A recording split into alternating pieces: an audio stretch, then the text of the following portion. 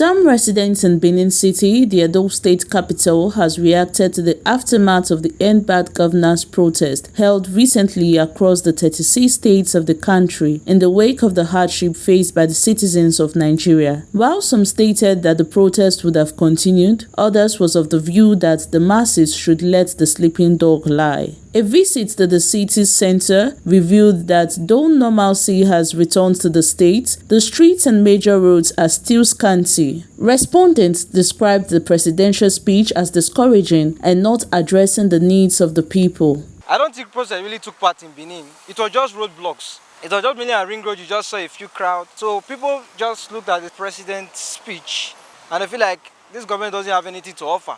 I would have loved if they have continued, because for you to get the results, you have to be persistent. But because the people were discouraged and demotivated, they had to end the protest there. There was no need for the protest because nothing was actually achieved throughout the protest. I was talking about what they have achieved for the past 1 year. That is not what we want to hear as Nigeria. We want to hear how it's going to fix the economy, but he didn't say anything about that. So I'm self-employed. That does not mean that I'm not feeling the hardship. Our leaders should need to think about policy that will make impact in the life of the people. It don't be. So there's nothing one can do. He has said what he has in mind.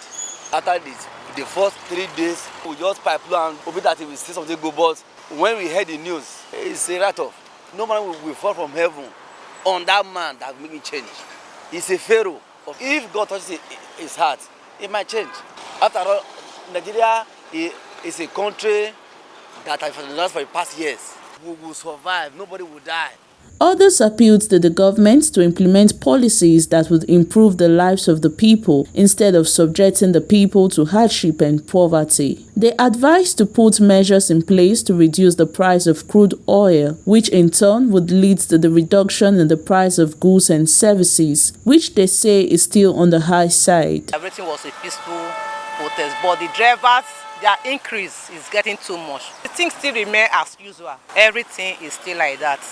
So they didn't induct nothing, no inducing. It's still increasing day and night. From bypass to here is 600. So we cannot afford it every day. Our leaders should help us so that the transport fare, especially the transport fare, is too much.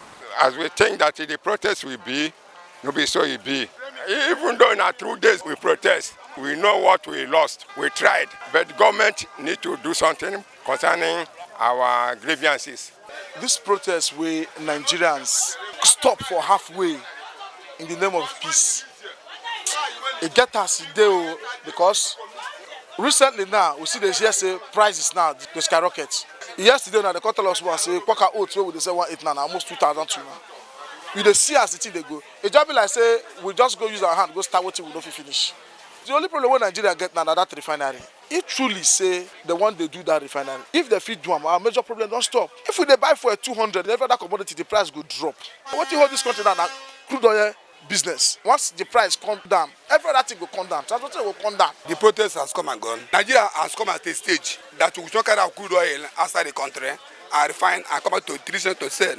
That's the problem. If our fuel come down to 250 per a liter, I believe every sector will be reduced. If the president, the 3 arms of government will come out openly with sincerity, this nation will be better. Other Edolites advised the masses to be hardworking and go about their daily activities peacefully with the hope of a better tomorrow. Irene Ejoba, PFM TV News.